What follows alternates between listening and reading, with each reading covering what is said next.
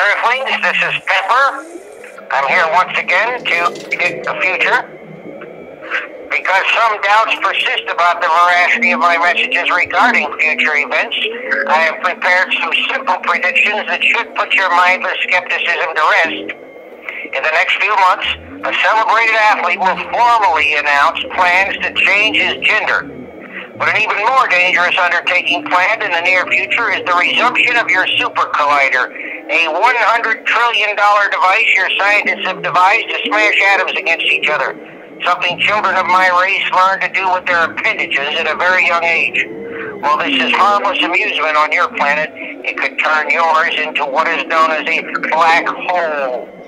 This is a foolhardy endeavor for such a primitive race and will end poorly. I would urge anyone with the ability to intervene to do so immediately. Tell your elders to focus on more benign pursuits, such as producing enough meat and fossil fuels to ensure that your burgeoning population can survive. Last week I warned you that the life of a rodent living in your metropolis of Mexico City was in danger. I can report that this creature is currently clinging to life, but has become ensnared in some type of device engineered specifically to apprehend rodents. It is a primitive device, and on my planet we have built much better ones. The point is, however, that someone must find this rodent named Orville and nurse him back to health. His existence is linked inextricably to that of mankind. If you find you are benefiting from my contact with your planet, please support this effort by patronizing our advertisers. Also, consider investing in our once-in-a-millennia opportunity of timeshares. A nearly unlimited number of beings can share the same location on your planet simply by occupying different segments of what we call the space-time continuum.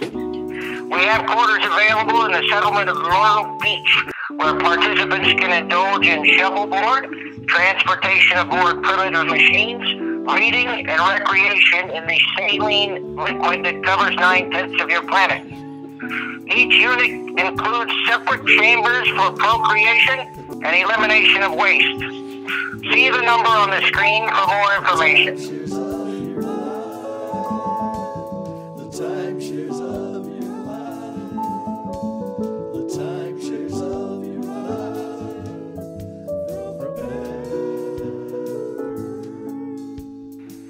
Put more information to go Klondike, Zebulon, Comet 0606.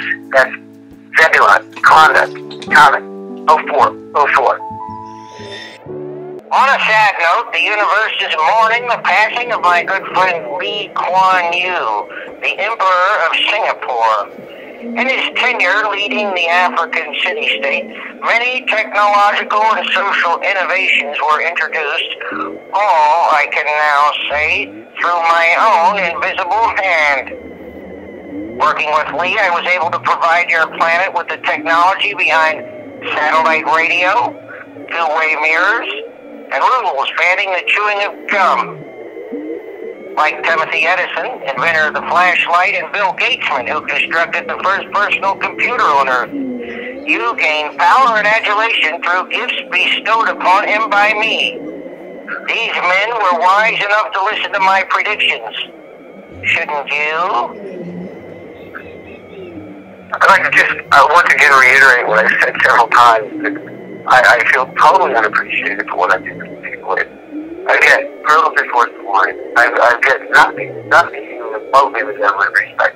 And I just spent so much wisdom and spent so much time trying to help you undeserving human.